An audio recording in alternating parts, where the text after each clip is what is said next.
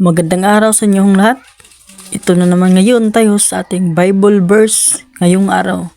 Panoorin niyo at pakinggan ang mga sanaysay ng Diyos para sa ating lahat. Nang pasimula ay nilikha ng Diyos ang langit at lupa. At ang lupa ay walang anyo at walang laman. At ang kadiliman ay sumasa ibabaw ng kalaliman.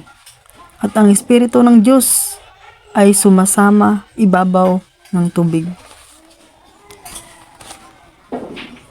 At sinabi ng Diyos, magkaroon ng liwanag, at nagkaroon ng liwanag. At nakita ng Diyos ang liwanag at mabuti. At inihiwalay ng Diyos ang kadiliman.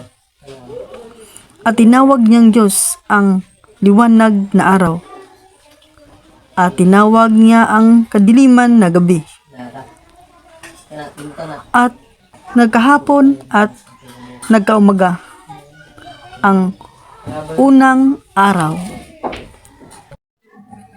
Okay, maraming salamat sa mga nakinig sa ating pagsalaysay ng ating mahal na Panginoong Diyos.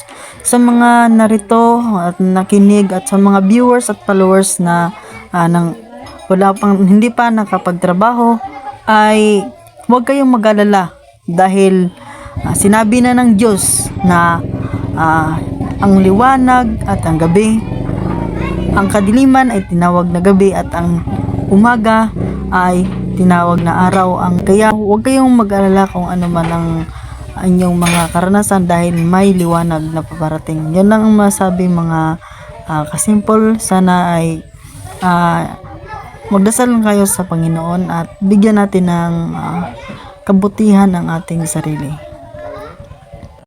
Bible, salaysay ng ating mahal na Panginoong Diyos.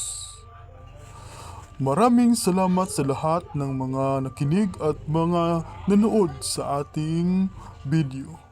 Sana isuportahan ninyo palagi ang ating Facebook page, mga ka-simple, sa mga viewers at followers na ating mga kaibigan. At ngayon ay maraming salamat sa inyo at sana ay nasa mabuti kayo palagi. God bless.